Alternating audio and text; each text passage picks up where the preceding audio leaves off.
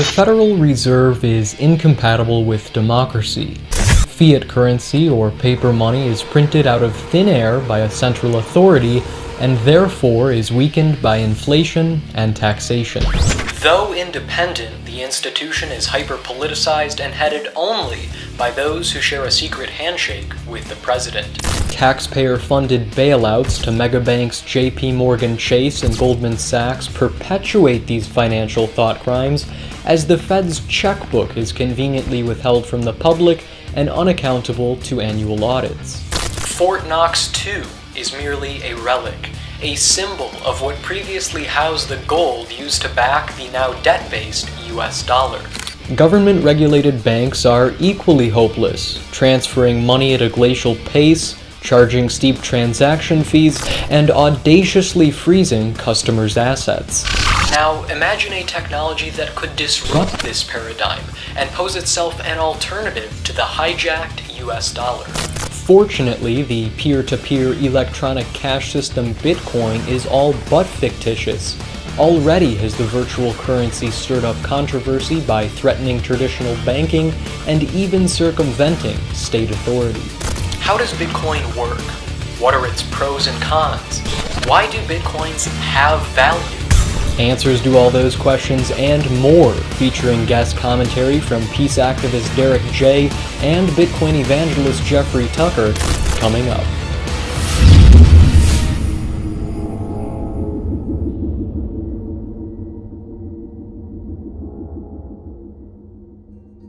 Private, non-national electronic currencies like Microsoft Points, Facebook credits, eGold, and the Liberty Dollar are nothing new. They have existed for decades.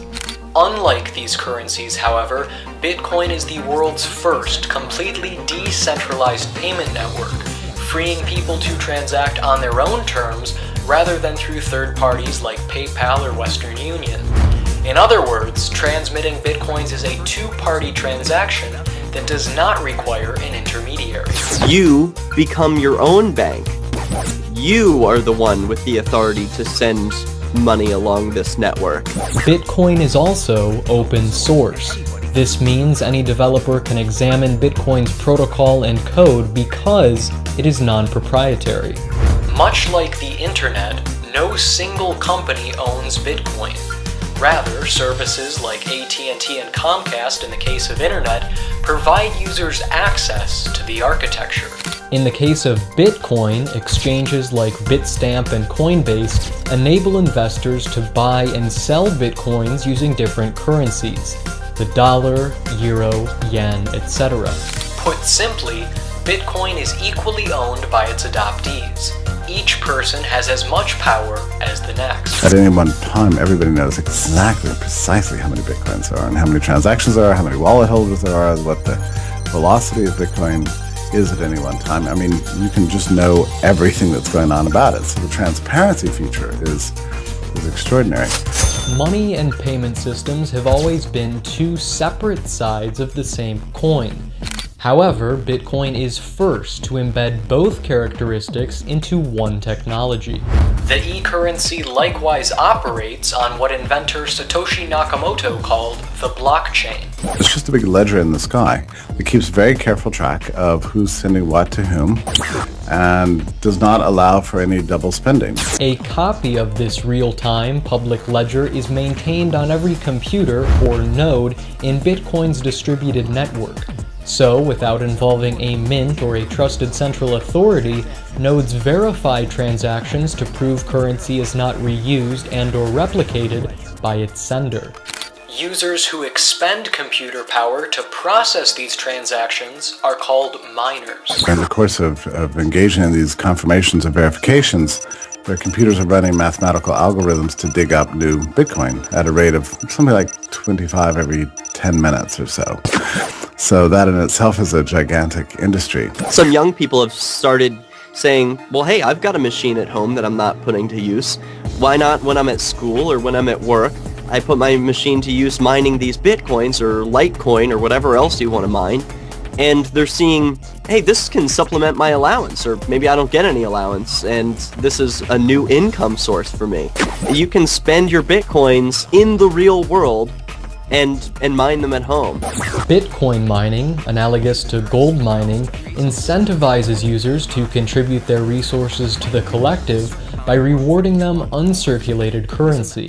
Typically, the way people increase their odds of winning is they'll join a pool and they'll pool their computing resources together, and then they'll extract profits in proportion to how much computing power they offered. All miners acquire bitcoins, but not all bitcoins are acquired through mining. Of an estimated 70,000 daily transactions, bitcoins are earned as payment for goods or services, purchased at Bitcoin exchanges, or physically exchanged with local users. Akin to denominations of the dollar, pennies, nickels, dimes, and quarters, Bitcoin users may buy or sell in fractional units, like, for example, 1 millibitcoin, 1/1000th of a Bitcoin, or 1 micro-Bitcoin, 1/1,000,000th of a Bitcoin. So we're going to have to adjust our thinking. We might have to get good at math even. Paying in Bitcoin, though, is easier and cheaper than swiping a debit or credit card at the grocery store. Computer and smartphone-based applications like blockchain.info and Bitcoin Wallet respectively equip users with a personal Bitcoin account or wallet, much like a bank account, and allow Bitcoins to either be sent and received online or securely stored offline. All transaction fees are nominal, costing only a few pennies in value, and with no more than a few keystrokes or the scan of a QR code, users can transact instantaneously and globally.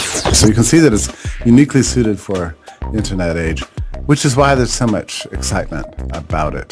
Bitcoin may also excite poverty-stricken economies around the globe by providing access to the 1/3 of humanity excluded from the financial world. Once those people are included using a technology like Bitcoin, so all you have to have is a cell phone and suddenly you can be part of the global economic system, we're going to see an explosion of prosperity like we've never seen before. The lifting of the Iron Curtain that happened at the end of the Cold War is going to be nothing compared to what we're going to see once the world's poor and unbanked and less developed economies get hold of Bitcoin and start using it, which they already are. It's going to be amazing. A bar of gold lacks intrinsic value to he who starves. As with all currency, Bitcoin's value comes only and directly from people willing to accept them as payment. Both online services like Amazon and WordPress and brick-and-mortar businesses like Subway and Tesla Motors have not only legitimized Bitcoin, but have also disproven the intuition that virtual means valueless. The main source of value in our digital age is in fact ones and zeros. I mean, this conversation we're having right now is enormously valuable. It doesn't exist in real life. It's just rendered through a series of protocols. This is the way the world works nowadays. What's more are Bitcoin's 6 unique properties that mimic those of the gold standard. 1. Durability.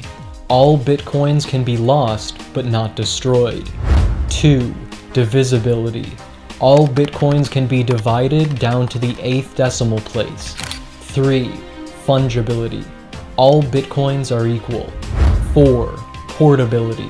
All Bitcoins are spaceless and weightless with the exception of physical Cascacious coins. 5. Recognizability. All Bitcoins are universally accepted by adoptees as money. And 6. Scarcity. All Bitcoins are issued at a fixed deflationary rate, and no additional Bitcoins are issued after 21 million are mined. The purchasing power or utility of Bitcoin is ultimately its source of value. When people see, oh, I can spend Bitcoins on Amazon, Zappos, and real-world stores like the Gap, okay, I'll take it. The market also determines Bitcoin's price. When demand for Bitcoins increases, price increases. When demand falls, price falls. If you're in a place like Argentina, for example, Bitcoins go for about 30% more than the global average. Why that is? They're more in demand than the local Argentine currency. You can do more with Bitcoin than the local currency. Capitalizing on this economic law of supply and demand are Bitcoin speculators, whose greed may blow a speculative bubble or, more importantly, ignite market volatility, with a capital V. The exchange rate in early 2013 was a negligible $15 per Bitcoin, a small fortune of $1,100 less than 12 months later, and is currently an investment to the tune of $550 per Bitcoin. Still, splashing water in a lake makes less of an impact than splashing in a kiddie pool. The US dollar's $1 trillion market cap belittles Bitcoin's $7 million. Because the total value of Bitcoins in circulation and the number of businesses using Bitcoin are still very small, relatively insignificant events, trades, or business practices can significantly affect the price. For Bitcoin's price to stabilize, a large-scale economy needs to develop with more businesses and users. But for a large-scale economy to develop, businesses and users will seek price stability. Above all, choices made by investors cause fluctuation in Bitcoin's price. One predictable facet of Bitcoin is not price, but security. It's not like Bitcoin is on one server and anyone can aim their sights on that server and take it down. That would be a serious vulnerability. The magic and the promise of Bitcoin is that it's decentralized. The fact that I run my own node here at home keeps the network alive and secure. So, how secure is it? As secure as the internet. Governed by military-grade cryptography, transactions contain neither sensitive nor personal information. User error, on the other hand, is Bitcoin's Achilles heel. A lot of new technologies that are replacing the state are dependent on personal responsibility. And that's something that Americans are unfamiliar with. The government has done a good job of training its obedient slaves to forget how to be personally responsible for their actions and their money and their security.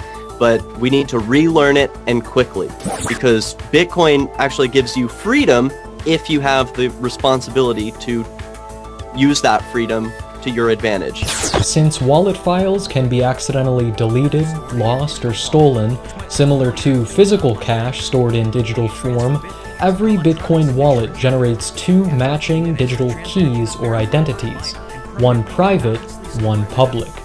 The encrypted private key allows Bitcoins to be spent and, like a 4-digit voicemail security PIN, is accessible only to the user logging into the wallet. Like a phone number, the separate public key serves as the send to address, representing a possible destination for a Bitcoin payment. Also available are two options of wallet storage, hot and cold. Hot wallets, checking accounts, are connected to the internet and are visible within the blockchain. And so people can see that address and see that it has money associated with it.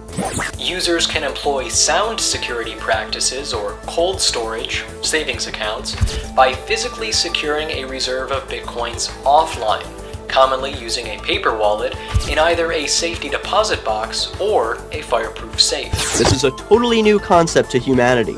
In the past, we've had to trust our accountants, we've had to trust our bankers or our tellers that they're using this information and they're doing what we want them to do. Now, we can depend on code, and that means it's up to us to execute that code correctly. A discussion of Bitcoin is incomplete without mention of Mt. Gox, a Tokyo-based exchange handling 70% of all Bitcoin transactions up until February 28th, 2014. The company suspended trading, closed its website, filed for a form of bankruptcy, and announced 850,000 Bitcoins belonging to customers were missing and likely stolen, an amount then valued at more than $450 million. There's a glimmer of hope in this story. Just because the largest Bitcoin exchange fails doesn't mean it's the end of Bitcoin. And unlike the markets that we see today with the financial sector of, oh, we're bankrupt, bail us out, there is no bailout. They don't get a bailout from the government. And you know what? The world doesn't stop. If Bank of America is robbed, is the US dollar compromised? The answer is an unequivocal no. Security breaches and theft imply not inherent flaws in Bitcoin, but corporate incompetence. So it's kind of the Wild West, in a way. I mean, we just saw with the Mt. Gox failure, what happens to bad actors in the space. They go belly up. By cheating the system, an attacker would undermine the validity of his own wealth. It's more profitable to play by the rules. But is Bitcoin so secure it facilitates the very breaking of those rules? Money has historically been used both for legal and illegal purposes. Currency would be ineffective could it not purchase, for example, recreational narcotics, the second most traded commodity on the planet after food. Coined eBay for drugs, the notorious, anonymous, underground, and Bitcoin-only marketplace Silk Road listed for sale heroin, LSD, cannabis, and other contraband. Regulators aren't going to like that because they're going to say that people are laundering money. Oh, they're putting in cash bills and then using that Bitcoin to buy drugs with it. Oh no! People have never used cash to buy drugs. Cash, credit cards, and current banking systems have an unsurprisingly firmer link to the criminal underworld. Cash is anonymous, Bitcoin is pseudonymous. People want a currency that's sort of anonymous. I think that's sort of the appeal of cash. People like that they can keep it under their mattress, in a tin can, they can hold it, they have control over it, and they can give it to who they want. No strings attached or questions asked. With Bitcoin, each user is perfectly hidden, yet every transaction is readily accessible. Furthermore, Bitcoin is designed to prevent, not abet, a large range of financial crimes like counterfeit, fraud, and identity theft.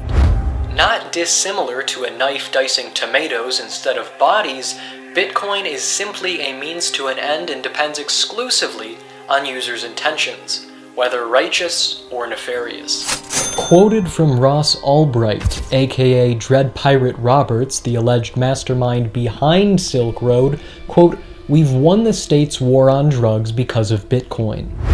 This, however, is not the only war to be won for Bitcoin. The apparent crux is instead regulation. It's actually a physical impossibility for government to regulate the blockchain. There's too many copies of it. If there's 1 trillion copies, you destroy all but one. That one that remains can replicate itself trillions of times within seconds. What government can regulate is users' point of entry into Bitcoin. What a lot of people do is they want to work with Bitcoin exchanges through their bank accounts, and that's really great, unless the government says to banks, you may not accept any customers who are buying and selling Bitcoin through their bank accounts, which government hasn't said that, but a lot of banks are really squeamish about it. The Internal Revenue Service on Tuesday declared Bitcoin not currency, but property, subject to capital gains and losses, applying the same rules used to govern stocks and bonds. So that if you buy Bitcoin and sell it again, and make a profit, they can easily tax it, which they presumably do right now, which is a little bit problematic. Has Uncle Sam overstepped his regulatory bounds and quashed an icon of the libertarian dream, or given credence to an otherwise marginal curiosity of a tiny segment of the population? Time will tell. Politicians and regulators are not going to like people having freedom to do what they want with their currency, because they'll probably be exchanging fiat for something better. The challenge for regulators, as always, is to develop efficient solutions while not impairing the growth of new emerging markets and businesses. People do not always marry the first person they date. Similarly, Bitcoin's current appeal may be overshadowed by the next alternative coin, like Dogecoin or Litecoin. Over 1,000 altcoins have already been created, and what do? Well, Dogecoin has a different way of being mined. It can be mined a little bit easier, and so people are more inclined to mine Dogecoin than they will Bitcoin. Literally anyone can make their own currency by modifying Bitcoin software and cherry-picking its best features. This is kind of a natural free enterprise competition taking place. And it's the same sense that with tennis shoes or whatever, when Nike comes out with a cool new way to close the shoes on the top, or some new tread on the bottom, a new style, a new color, whatever, everybody's desperate to copy it, if it becomes successful. And that's good. I mean, that's how come we have progress in the world, is that we have people copying each other's successes. But since new altcoins are programmed into existence every day, won't massive inflation devalue the cryptocurrency sector as a whole? That's really a confusion, because each altcoin exists in its own blockchain ledger. That's in its own separate ecosphere, separate from every other. Comparable to the US dollar and the euro, altcoins do not mix. One currency cannot inflate or deflate any other.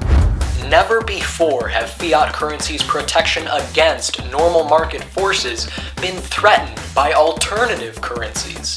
Bitcoin absolutely could replace the Federal Reserve and fiat currencies. It's going to do that by competing on the open market. This is something that the government doesn't want and doesn't allow.